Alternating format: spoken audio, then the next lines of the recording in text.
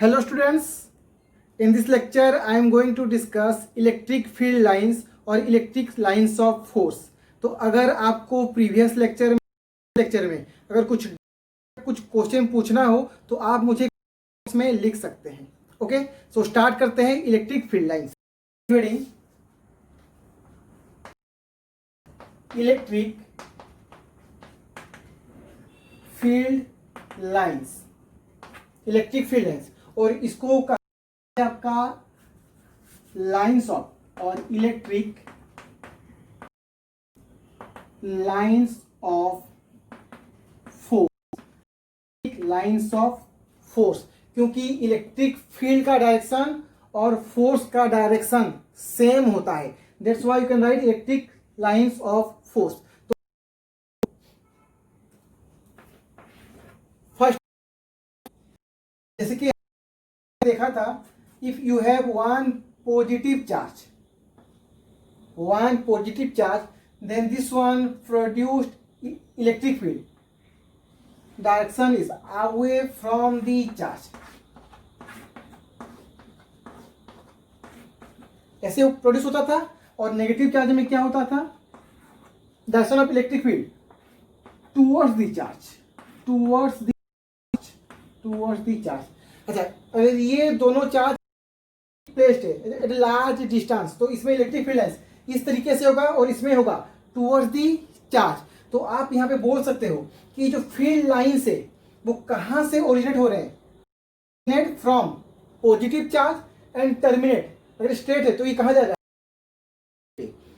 Originate at positive charge and terminate at infinite. Similarly here you can say lines produced at infinite and terminate negative charge.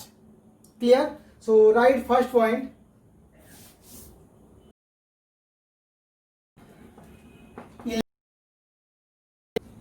Field lines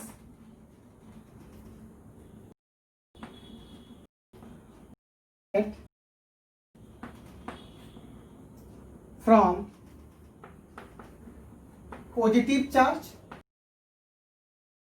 यहाँ पे कहाँ पे produce हो रहा है? From positive charge, और यहाँ पे from infinite. So here you can से field lines originate from positive charge और infinity and terminate on negative और इनफाइनाइट. टर्मिनेट यहाँ पे कहाँ पे टर्मिनेट हो रहा है? इनफाइनाइट पे. और यहाँ पे कहाँ पे टर्मिनेट हो रहा है? नेगेटिव चार्ज पे. तो ये हो गया आपका first properties of electric field lines. Note down.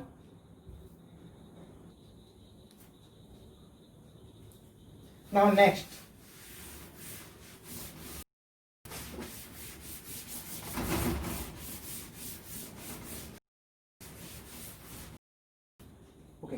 तो अब देखो second point.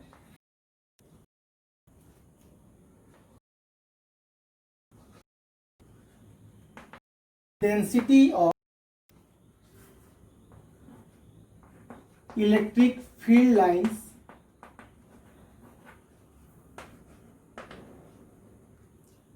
is high then electric field intensity is also high and vice versa.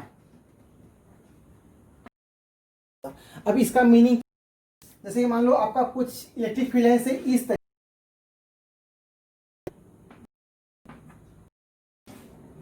ये हो गया आपका इलेक्ट्रिक फील्ड लाइंस. तो यहाँ पे एक पॉइंट ए और यहाँ पे पॉइंट है बी. अगर तो इस इलेक्ट्रिक फील्ड ज्यादा, और यहाँ पे जो डेंसिटी होगा इलेक्ट्रिक फील्ड का देन इलेक्ट्रिसिटी पॉइंट बी. यहाँ पे जो इलेक्ट्रिक फील्ड डेंसिटी है और यहाँ पे जो इलेक्ट्रिक फील्ड डेंसिटी है वो कहाँ पे है, ज़्यादा है ए पे। अगर ए पे इलेक्ट्रिक फील्ड डेंसिटी ज़्यादा है उसका मतलब ये होगा कि electric field at point A is greater than field at point B. जहाँ पे डेंसिटी ज़्यादा वहाँ पे आपका इलेक्ट्रिक फील्ड भी है। Okay point.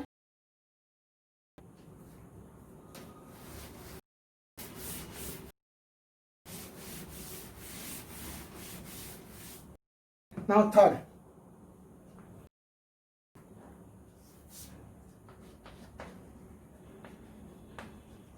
tangent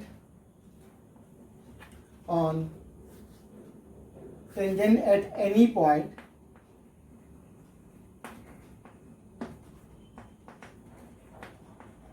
on electric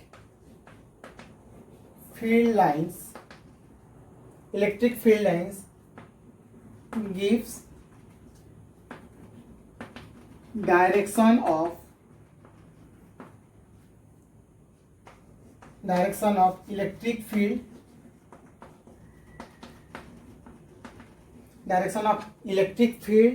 or direction of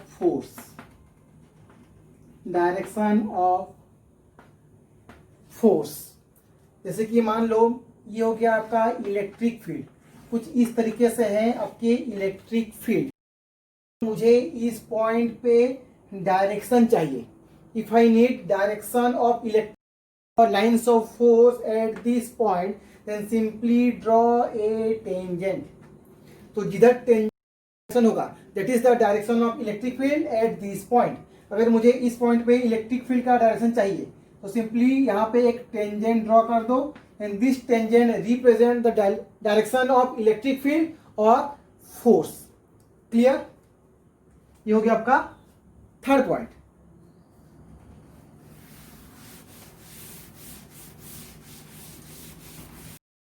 now fourth point,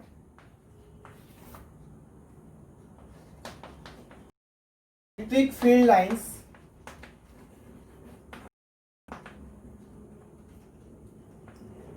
represent for net electric field।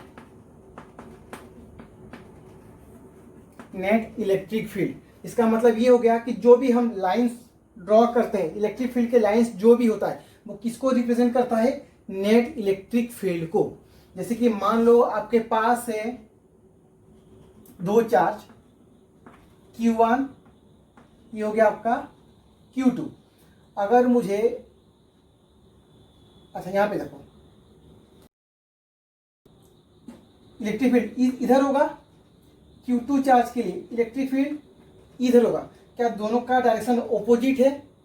अच्छा मान लो कि ये चार्ज की मैग्नीट्यूड ज़्यादा है, अगर ये इसके लिए इलेक्ट्रिक फील्ड यहाँ पे ज़्यादा प्रोड्यूस होगा तो इधर का पॉजिटिव इधर का नेगेटिव, तो दोनों के लिए नेट इलेक्ट्रिक फील्ड किधर होगा? Right side. तो जो नया इलेक्ट्रिक फील्ड लाइंस होगा due to summation of electric field of this two charge that is your net electric field. और जो इलेक्ट्रिक फील्ड लाइंस होता है वो रिप्रेजेंट करता है आपका नेट इलेक्ट्रिक फील्ड को। ओके चलो, और एक केस मान लो यहाँ पे है आपका एक पॉइंट, तो आपको अभी यहाँ पे इलेक्ट्रिक फील्ड लाइंस चाहिए। इस पॉइंट पे आपको इलेक्ट्रिक फील्ड लाइंस चाहिए उस पॉइंट पे। तब इसके लिए इलेक्ट्रिक फील्ड इधर होगा, इसके लिए इधर होगा, तो इन दोनों का जो नेट होगा वो इधर कहीं पे होगा। तो जो आप लाइंस यहाँ पे ड्रॉ करोगे तो इस पॉइंट पे जो डायरेक्शन होना चाहिए लाइंस के ऊपर वो इसका होना चाहिए, क्योंकि ये है आपका net electric field due to all charges. तो जो आपका इलेक्ट्रिक फील्ड लाइंस होता है that one represent net electric field. Clear? Net electric field का डायरेक्शन होता है, नॉट इंडिविजुअल। इंडिविजुअल का डायरेक्शन नहीं होता, वो हमेशा होता है आपका नेट इलेक्ट्रिक फील्ड का direction. Okay next,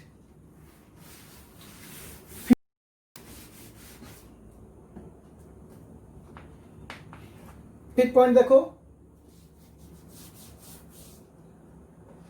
to lines of force और electric field lines, two lines of force never intersect each other, never intersect each other। ऐसा क्यों होता है? जैसे कि मान लो अगर मैं बोलूं कि ये हो गया इलेक्ट्रिक फील्ड लाइंस, यहाँ पे हो गया ये इलेक्ट्रिक फील्ड लाइंस, अगर ये क्रॉस कर रहे हैं तो और मुझे इस पॉइंट पे इलेक्ट्रिक फील्ड चाहिए, तो आपका सेकंड प्रॉपर्टी क्या था? सेकंड प्रॉपर्टी था आपका कि सेकंड था, थर्ड था, if you draw tangent at any point, tangent on electric field eight gives the direction of electric field. अगर यहाँ ड्रॉ करूं तो इसका डायरेक्शन इधर होगा और इसका डायरेक्शन इधर होगा, तो एक पॉइंट पे कितने डायरेक्शन हो गए? दो डायरेक्शन। और इसका जो प्रीवियस पॉइंट था वो क्या था कि हमेशा जो टेंजेंट होता है वो एक ही डायरेक्शन में होना चाहिए, क्योंकि वो रिप्रेजेंट करता है आपका नेट इलेक्ट्रिक फील्ड का। अगर वो नेट इलेक्ट्रिक फील्ड है, इलेक्ट्रिक फील्ड का डायरेक्शन हमेशा एक होता है, दो कभी भी पॉसिबल नहीं। ओके, तो यहां पे लिख दो two lines of force never intersect each other, they intersect, then we get two direction of net electric field, electric,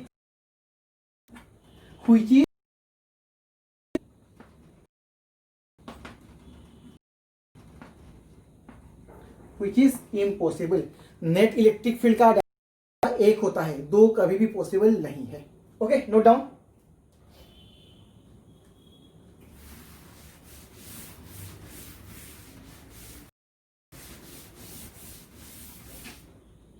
next देखो पॉइंट 6। अच्छा, तो मान लो कि एक इलेक्ट्रिक का और electric field exist in close loop. अगर मैं ये क्लोज लूप ड्रॉ करूं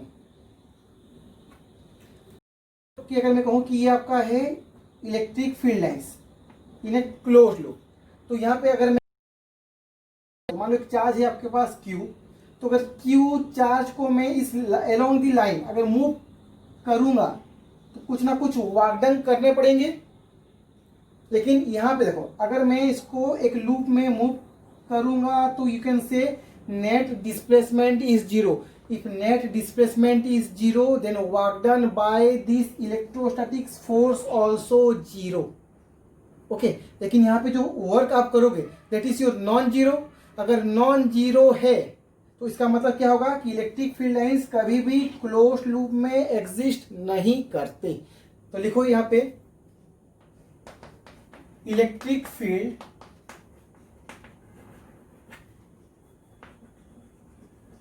never exist in closed loop, never exist in closed loop।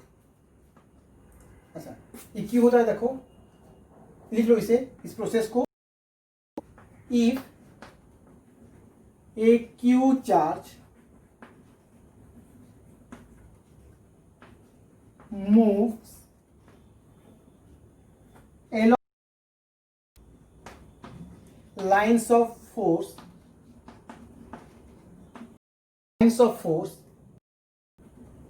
then work done is non-zero, work done is non zero.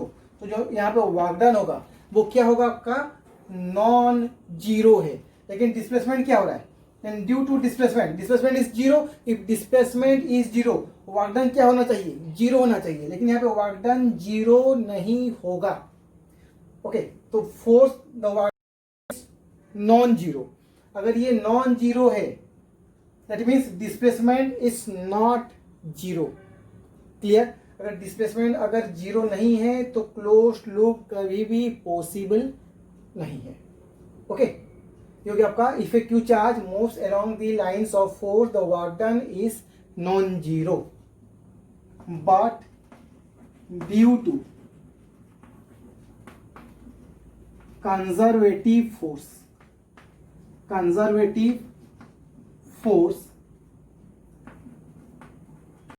work done but due to conservative force, work done in closed loop is always zero, always zero, and electrostatics force is a conservative force. Electrostatics force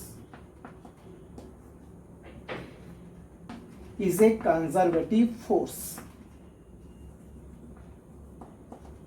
ये क्या है आपका conservative force है, तो इसमें हमेशा work done क्या होगा, जीरो होगा। तो इसके लिए आपका इलेक्ट्रिक फील्ड जो है वो कभी भी क्लोज लूप में एग्जिस्ट नहीं करेगा। ठीक है, लिख लो। Now last point, it is point number 7।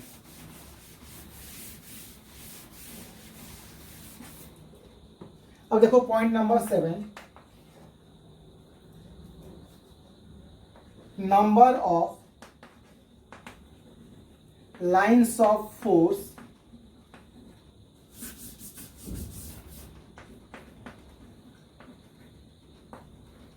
produced by a charge is directly proportional to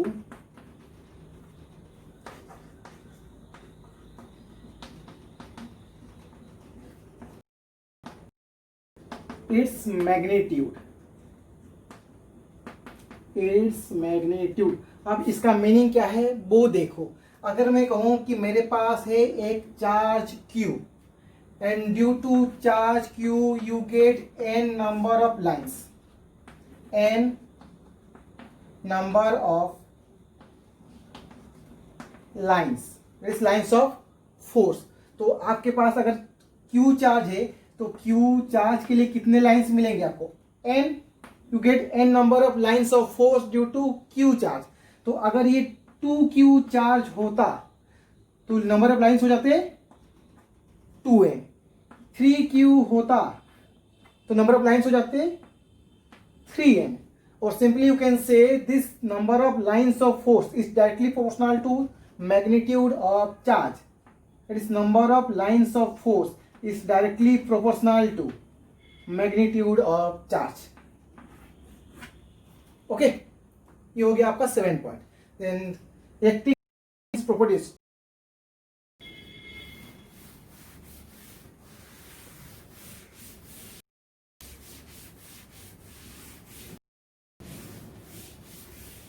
अच्छा, अब देखो, मान लो कि आपके पास दो पॉजिटिव चार्ज है। एक काम करो, पहले दो, एक पॉजिटिव एक नेगेटिव ले लो। पॉजिटिव चार्ज, ये हो गया आपका नेगेटिव चार्ज। तो हम यहां पे ये देखेंगे कि यहां पे जो इलेक्ट्रिक लाइंस ऑफ फोर्स होगा वो किस तरीके से होगा।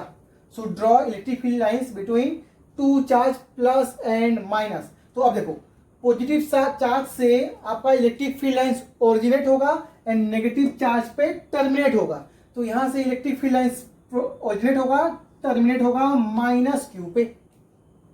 एक तो हो गया स्ट्रेट। ना उसके बाद इस तरीके से होंगे। मीन्स आप बोल सकते हो कि क्यू चार्ज के लिए इलेक्ट्रिक फील्ड इस तरीके से होने चाहिए। तो ये जो इलेक्ट्रिक फील्ड लाइंस अट्रैक्ट करेगा -Q चार्ज। फर्स्ट प्रॉपर्टी क्या था कि electric field lines is always away from positive charge. तो लाइंस को अट्रैक्ट कौन करेगा, नेगेटिव चार्ज। तो इसके लिए हो जाएगा बेंड, हो जाएगा दिस वन बेंड।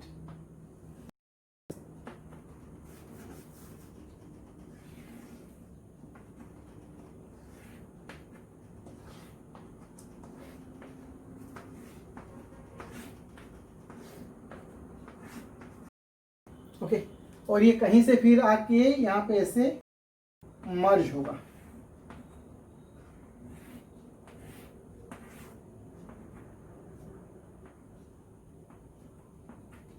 ठीक है, तो ये हो गया आपका electric field lines due to positive and negative charge. Draw this diagram.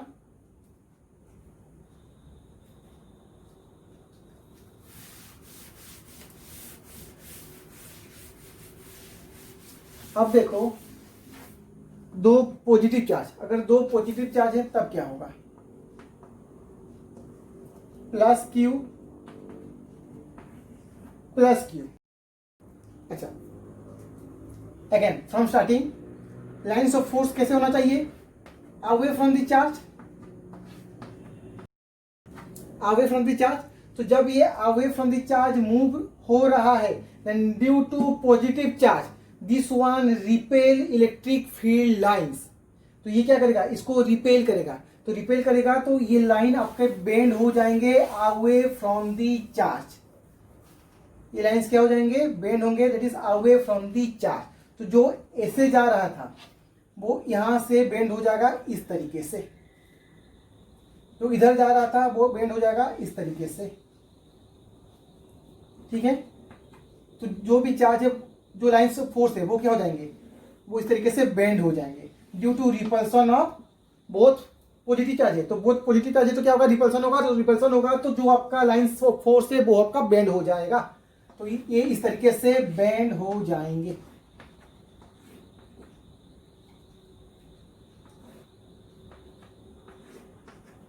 Similarly इसके भी जो लाइंस ऑफ फोर्स होंगे वो भी क्या होंगे, इस तरीके से बेंड हो जाएंगे।